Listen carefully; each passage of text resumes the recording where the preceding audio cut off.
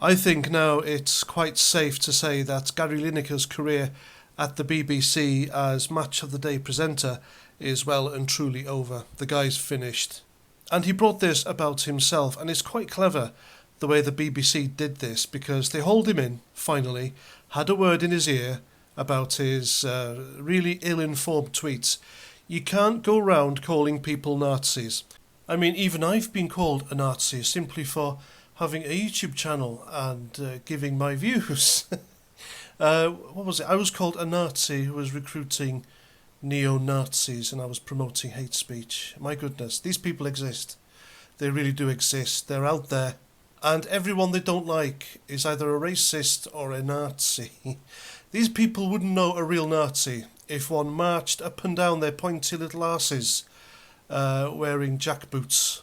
You can't compare people who want a sane and sensible, humane solution to mass illegal immigration to genocidal maniacs in 1930s Germany. You can't do that and get away with it. You are diminishing what that word means. So when people who really do behave like the Nazis actually do as they do, it'll mean nothing. It's the same as the word racism.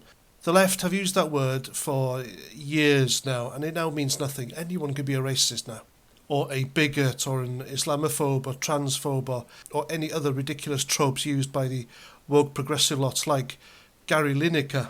So the BBC told him, look, you will not be presenting Match of the Day again unless you apologise about your tweet, and you won't do stuff like that again.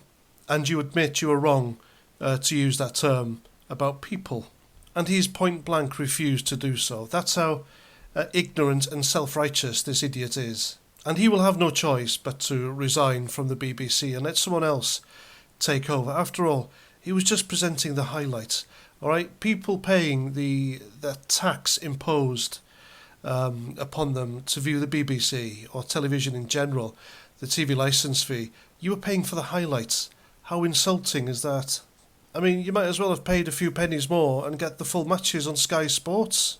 He is an absolutely ignorant pig of a man who is as woke as they come and a bit of a prat in the process. So he's gone. I'm not 100% sure he'll be back, but I'm 99% sure he's finished now because of his own pig-headedness and self-righteousness. And he's taken his mates and co-presenters with him, Alan Shearer and Ian Wright. They have both said, and they both tweeted, that they won't be on Match of the Day if Gary Lineker isn't on it, and it's all in solidarity. Well, good riddance, really.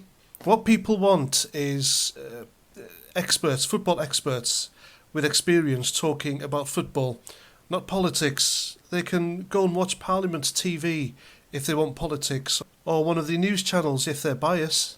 So we've probably seen the last of those two odious idiots as well.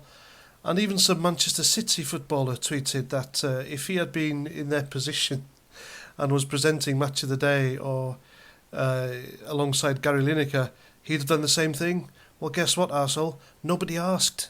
Even the SNP and Nicola Sturgeon herself have come out in defence of Gary Lineker. They defended his use of the word Nazi to describe people who had absolutely no comparison to them whatsoever. And this is the same political party in Scotland who restricted other people's freedom of speech using their warped so-called hate speech laws. Because if you say the wrong thing in Scotland and some snowflake overhears you, then all they have to do is pop to the local police station and they will gladly tear your life apart and give you a huge fine and even take your freedom away. You could have up to 7 years in prison in Scotland for breaking their hate speech laws. And Gary Lineker was just the same as them. He advocated for people to lose their jobs simply because he didn't like what they said.